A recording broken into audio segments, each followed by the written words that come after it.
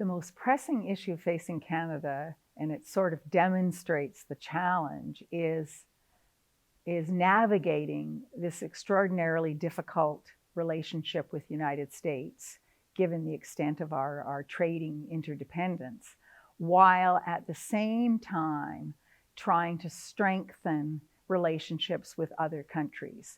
And of course, one of those other countries is China, where we also have a significant amount of trade. And that's a growing power, whereas the United States is, relatively speaking, and this is will be over a long period of time, a declining power. So trying to manage that transition successfully is really a major challenge for Canada. I'd say the biggest foreign policy question facing the country is the slow breakdown of the liberal international order and the international institutions that have underpinned it. Many of the institutions that have long created a stable international system for Canada and the world are facing pressure because of shifting power dynamics globally, but also an urgent need for reform of many of those institutions and modernization of those efforts.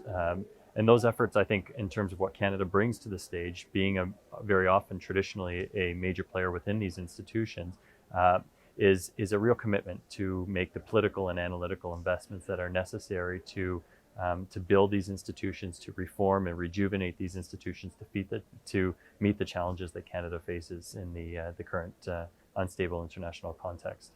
The most important foreign policy problem for any Canadian government after the election is the relationship with the United States, and in particular, what the U.S. is going to do with regard to the renegotiation of NAFTA.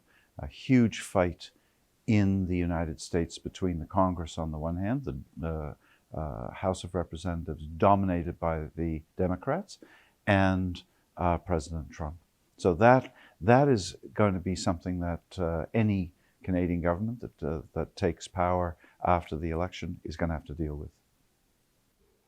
I wish I could say that there was one pressing issue, but I think there are a number of very distinct challenges that the country faces. One is obviously the future of North America and the future of the free trade agreement. We may actually get an agreement concluded sooner rather than later. It's called the Canada-US-Mexico Trade Agreement. But I think, beyond that, when it comes to our economic future, the big challenge is to diversify our trade and investment relationships and to reduce our dependence on the United States, to become a more serious and engaged player with major emerging economies of the Indo-Pacific.